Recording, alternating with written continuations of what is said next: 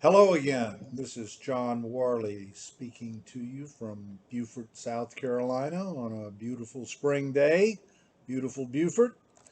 Hope you are isolated to the extent you want to be and that you're safe and well and that you'll spend the next 35 or 40 minutes with me talking about some history that I find fascinating, and I hope I can make it fascinating for you as well.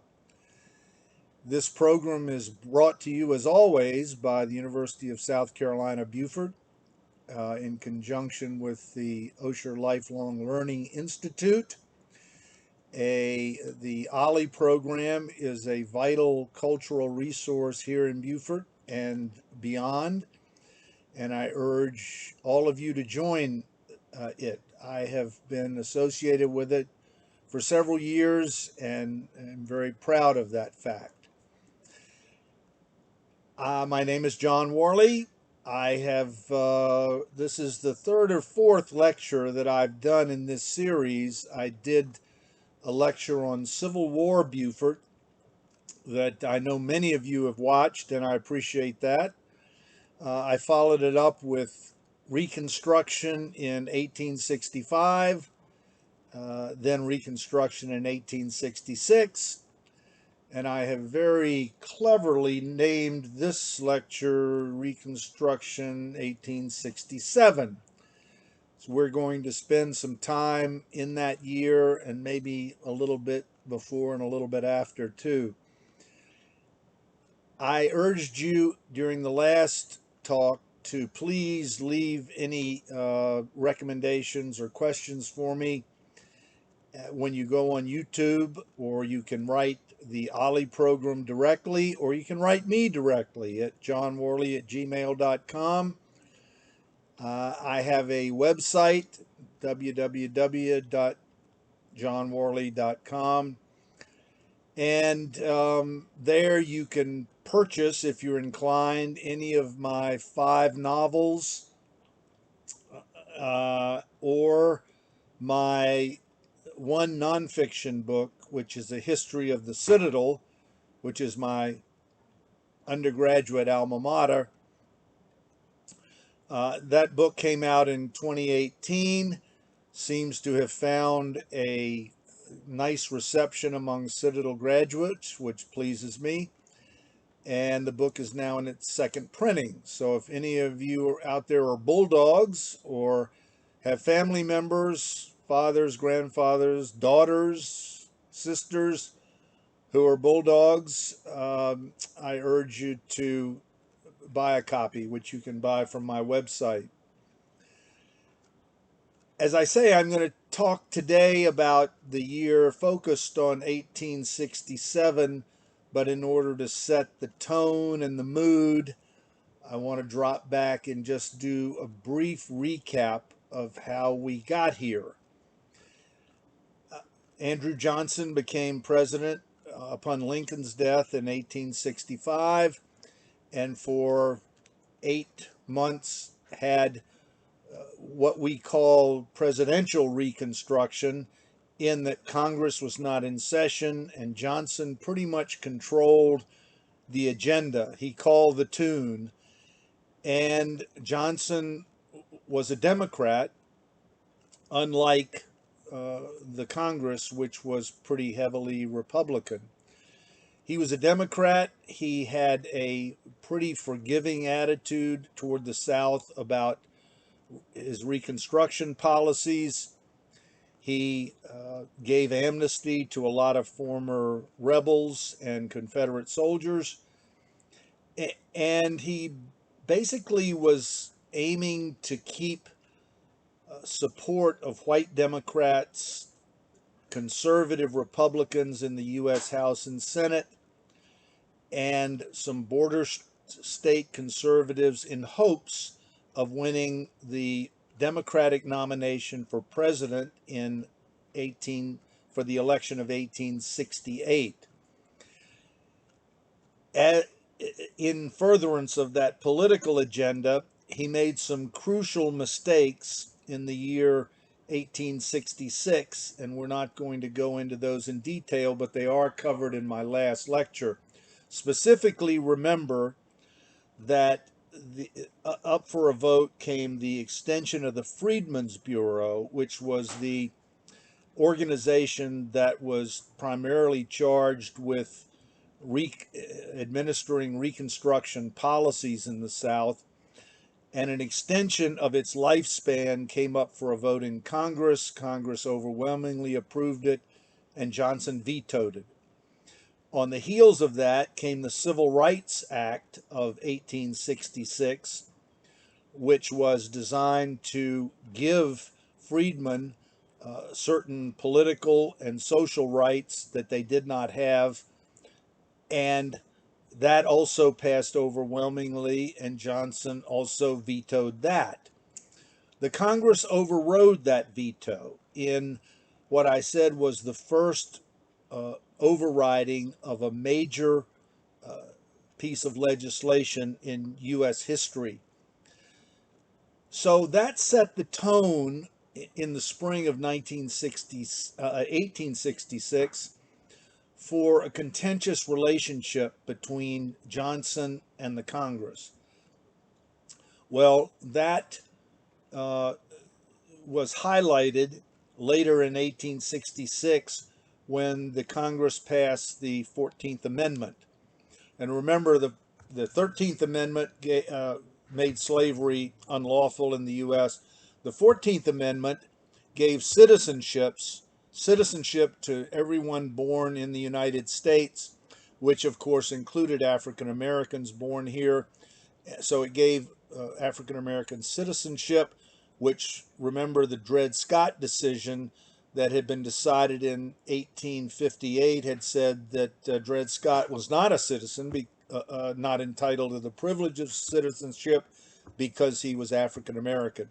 Well, the 14th Amendment undid that. It also provided for equal protection of the laws and due process of law, and a couple of other things that I won't repeat or go into. At any rate, it would seem to have been a fundamental rights for people who had not had them before. Well, when the 14th Amendment had to be approved by the state legislatures in order to be an adopted amendment under the Constitution. When it got to the southern states, the formerly Confederate states, it was pretty universally rejected. In South Carolina, the South Carolina House of Representatives rejected the 14th Amendment 95-1. So, and other states in the South basically did the same, although perhaps not by that margin. The South was not ready for the 14th Amendment. They were not ready for African Americans to be considered citizens, or to be entitled to equal protection of the laws, or to be entitled to due process of laws. So the Congress at this point is starting to lose a lot of patience with the South. That had been building for a long time, but they were losing patience with Johnson, because Johnson seemed not to understand the importance of having these Reconstruction policies implemented in the South. So that is going to cause a major rift between Johnson and his Congress. The 14th Amendment rejection in the South was one of the things that propelled the Republicans to overwhelming victories in the election of 1866. And it was hard to read those results other than as a rejection of Johnson himself. And this begins a period that is generally known as radical Reconstruction. It becomes radical Reconstruction. The nomenclature is a little difficult, Most people would consider 1865 as presidential Reconstruction because Johnson, in effect, had a carte blanche to do what he wanted. And then 1866 comes along and Congress passes laws. So that's also sometimes considered congressional Reconstruction. But now we're getting ready to launch into radical Reconstruction. And remember, although the Congress was overwhelmingly Republican, it was not necessarily overwhelmingly radical Republican. Most of the Republicans in the Congress were moderates. But the South's rejection of the 14th Amendment and its refusal to recognize rights for blacks and Johnson's intransience on the subject was pushing moderate Republicans in the Congress into the radical camp. And once the radicals took the reins, then the South was really going to uh, be in for some legislation and policy changes that it had long feared, but were now about to come about. One of the um,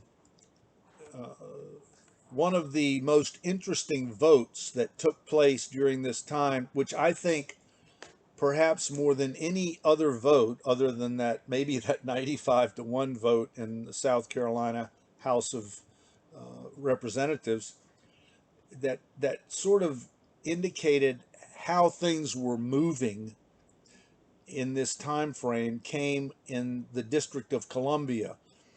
And I will say about that we're now getting into the area where the big uh, bone of contention was the vote for African Americans. Of course, the vote had long been advocated by abolitionists even before the Civil War. Staunch abolitionists believed that African Americans, as human beings and as citizens, which the abolitionists considered them, whether the South did or not, uh, they supported the African American right to vote for males now.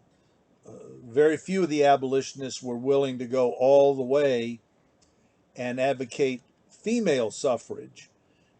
One South Carolina politician who will meet in a few minutes actually did advocate that, but I'll save that for a little bit later in the lecture.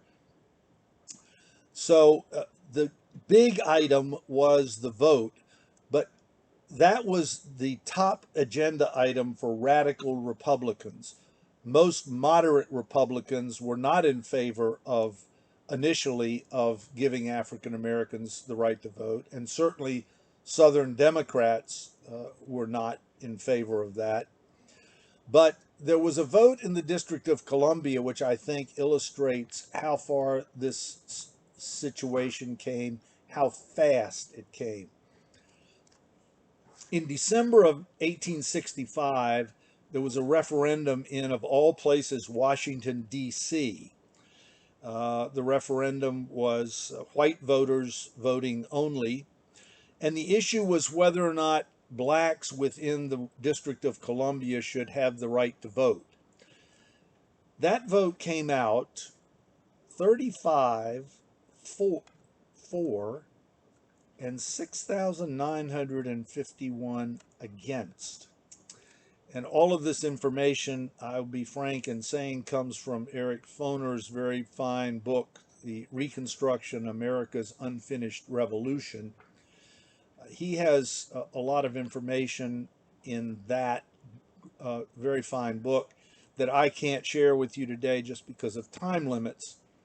But this one vote really caught my attention.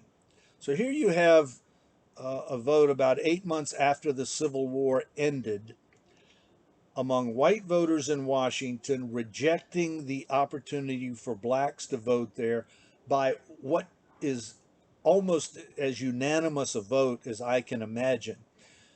13 months later, in January of 1867, the Congress in Washington, voting in Washington, gave black males the right to vote in Washington, D.C. And of course, Johnson, somewhat predictably, vetoed it, but the Congress overrode his veto, and blacks were entitled to vote in the district. Now, they weren't entitled to a vote in a lot of the northern states, but now they were entitled to vote in the district, and as we'll see shortly, they would soon be given the right to vote in the southern states as well.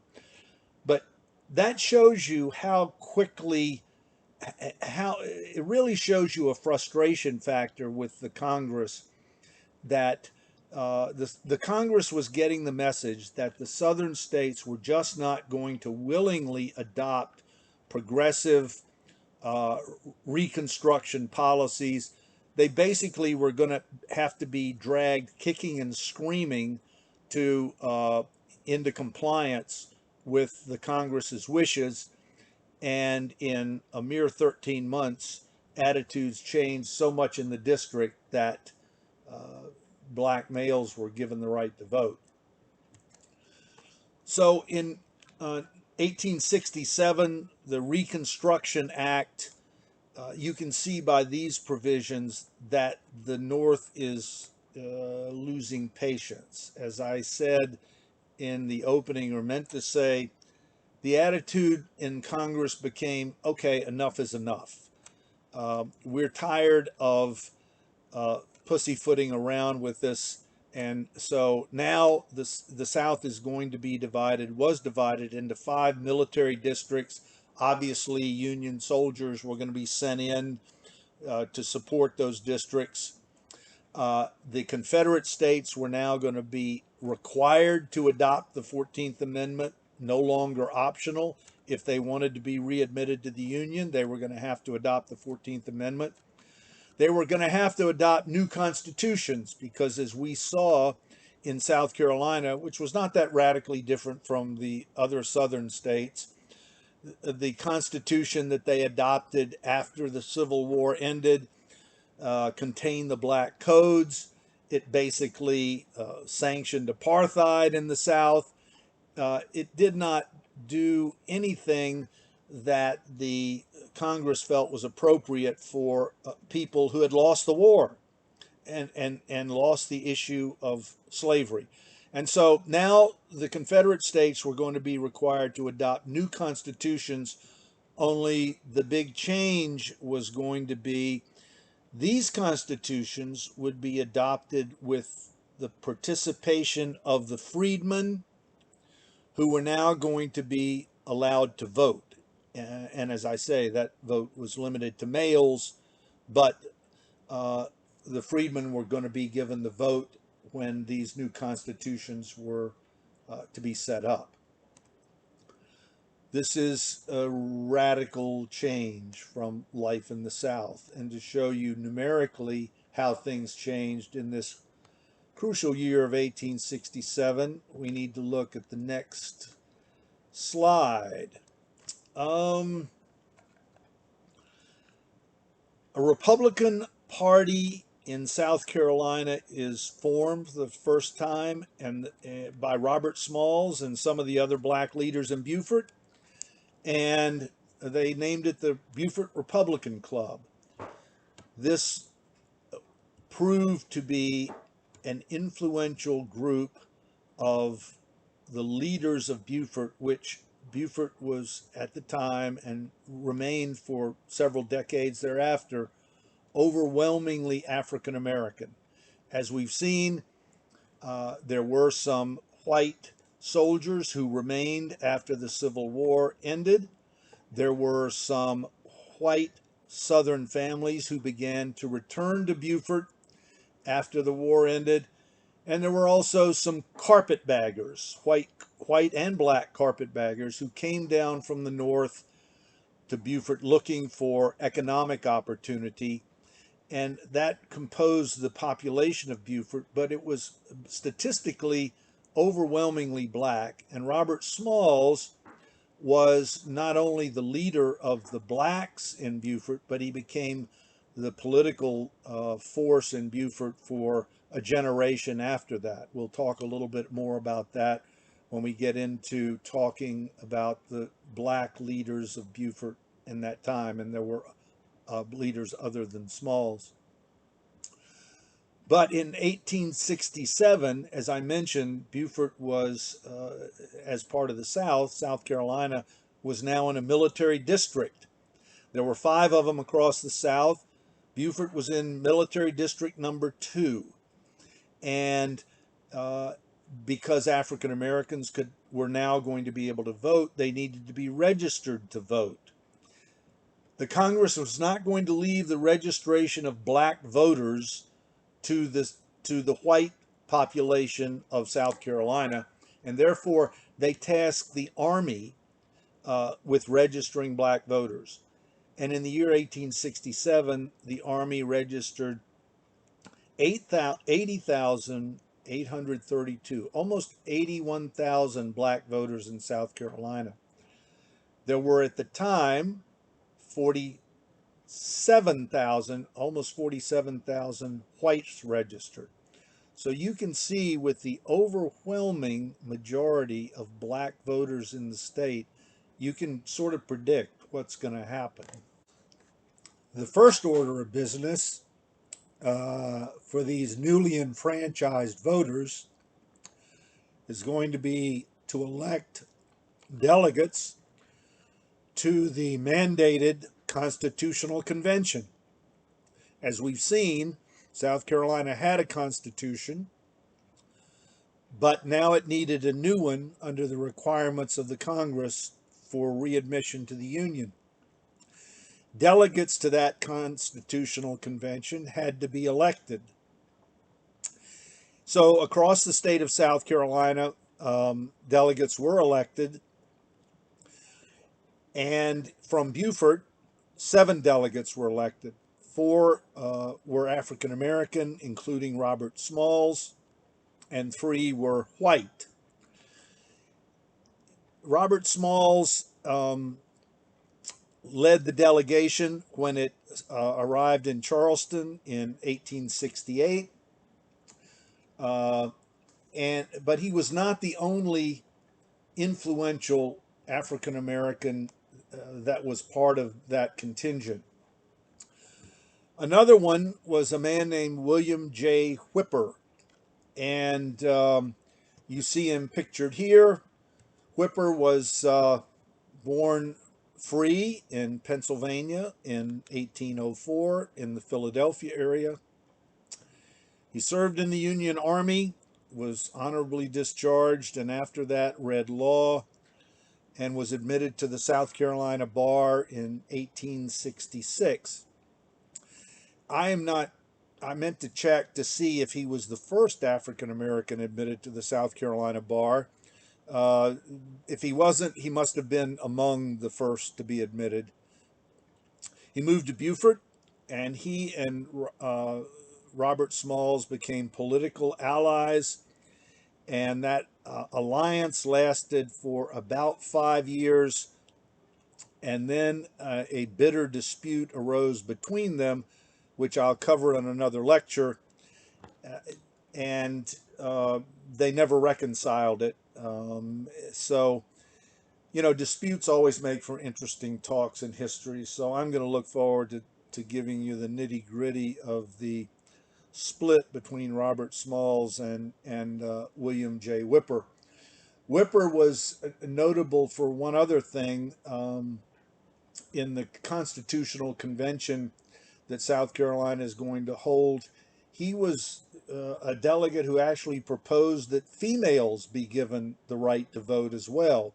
This was overwhelmingly rejected by the convention, but I mentioned in the intro that one Beaufort politician came out for female suffrage very early before it was even realistic, and it was William Whipper. Another influential politician was Richard Gleaves. Gleaves, you see him pictured here, was also born in Philadelphia a little later than Whipper, born in 1819. He developed a lot of leadership skills as a leader of Masonic lodges. And when he arrived in Beaufort, he became something of an informal mentor to Robert Smalls and had a lot of local influence. His most notable achievement historically was that he was elected lieutenant governor of South Carolina in 1872, still the highest post ever attained by a black in South Carolina history. And of course, his election coincided with the days that are now in the future of black control of the state politically, and he was elected during that time frame. A fourth one I'll mention besides Small, Whipper, and Gleaves is Thomas Ezekiel Miller. Um, all of these four gentlemen are bioed very nicely in the History of Beaufort County, Volume 2. My good friends Stephen Wise and Larry Rowland did an excellent job in detailing the history of these four influential leaders, and they provide detail in that book that I just can't provide here. I'm just giving you sort of the cliff notes of these four influential men. Thomas Ezekiel Miller had a couple of distinctions among the four. First of all, he was clearly the youngest, having been born in 1849. He's also the only, I started to say the only South Carolina born politician. Of course, Robert Smalls was. But Whipper and Gleaves were Northerners who came here, basically what would have been called at the time and was called carpetbaggers. Um, Miller's bio is that he graduated from, went north for his education, Lincoln University in Philadelphia, graduated in 1872, admitted to the South Carolina bar in 1875, served in the South Carolina House and Senate, and then in Congress in 1890. Because he's younger, he was not an influence. He wasn't even really here during the time that I'm most focused on. But I thought I'd mention him because we'll meet him again in a subsequent lecture when his age permits him to become a little bit more influential. So anyway, these were four influential politicians uh, forming the Republican Club, the Beaufort Republican Club, and beginning to organize politically in Beaufort for the upcoming battles. And there were going to be some battles. So this brings us to the Constitutional Convention of 1868, which was a landmark event in South Carolina history. Strayed 1 month over the line into 1868 here, but I thought it was so, it came so close on the heels of what I've been talking about that it was proper to bring it up in this particular time segment. So in January, delegates from all over the state of South Carolina gathered to author a new constitution. As I said, 7 of those delegates came from Beaufort, 4 blacks and 3 whites. The majority of delegates at that convention were in fact black. Uh, Most of the Southern conventions, and they all had to have conventions to adopt new constitutions, most of the delegates were white or majority. Louisiana, which was another state that had a black majority population, I think there were 3. Louisiana, South Carolina, and Mississippi all had majority black populations. And so in Louisiana, I believe the majority of their delegates were African American as well. But so here you have these black delegates and some whites forming a new state constitution. What kind of provisions did they insert into the Constitution? Well, a number of what we would call today progressive measures. First, they provided for universal male suffrage. They eliminated In that they eliminated the requirement that you own property. They eliminated the requirement that you know the details of the U.S. Constitution. They eliminated even literacy requirements. I mean, uh, uh, so as long as you were male and white or black, of age, which I believe was 18, and registered uh, to vote, you could vote under the new Constitution. They also adopted at that session compulsory South Carolina public school system. This was Robert Small's great contribution to South Carolina historically. Is he was the author of and the biggest promoter of the South Carolina school system, which up until now there was one, but it was pretty feeble. It was not a public school system. It was not mandatory. It was not supported from the state. And this was a major step forward. Smalls felt very strongly about education. We've seen in prior lectures how hungry African Americans as a race were for education. But Smalls knew probably better than anybody that education was the key to advancement. Smalls himself was only semi literate, uh, but he knew the power of education, and he was determined that uh, that it would be a requirement in South Carolina, and that African Americans who wanted to attend public schools, and even those that didn't, were going to get an education if he had anything to say about it. So, they also, the delegates confirmed the elimination of the parish system. I said in a prior lecture that the parish system had been eliminated in favor of a county system, and this convention confirmed that. Beaufort County at the time was composed of what we would think of today as Beaufort, and also Jasper, what became Jasper County, what became Hampton County, and I believe also a sliver of Allendale County. That very large geographical area, a big segment of the Low Country, was all now considered Beaufort County. And for reasons that we will talk about in another lecture, uh, they eventually broke off pieces of the mainland, which is how we ended up with Jasper County and Hampton County.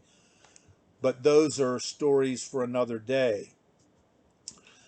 Beaufort was designated as the county seat of Beaufort County. That doesn't sound like a particularly radical notion, except there's some history behind it. Back during the Revolutionary War and that era, Beaufort was uh, the county seat, although it wasn't called a county back then. It was in a parish, but Beaufort was basically where the seat of government was. But subsequent to the Revolution, the mainland became more populated, and people started moving in and farming in areas like Jasper and Hampton and the mainland. So um, at some point, the people on the mainland had enough clout to say, look, going to Beaufort to transact any business with the government is really inconvenient. The travel was difficult back then. You had to navigate the rivers. You had unreliable ferries and no bridges and poor roads and all of that. And people just found it very inconvenient to go to Beaufort. So they moved the county seat initially to Coosawhatchie, which is a spot on a map today, but no longer really exists. And also, then for a time it was at Coosawhatchie. Then it moved to Gillisonville, which does exist today. It's a small little community, very picturesque. If you're ever driving the highways and byways of Low Country, South Carolina, pay a visit to Gillisonville. Uh, it has some interesting history behind it. But anyway, After a while, it became obvious that by the time the convention met in 1868, it became obvious that the real locus of activity for Beaufort was the town of Beaufort. So Beaufort was made the county seat of the county, and as it remains today. A couple of other provisions I'll note before moving on. Home rule for counties.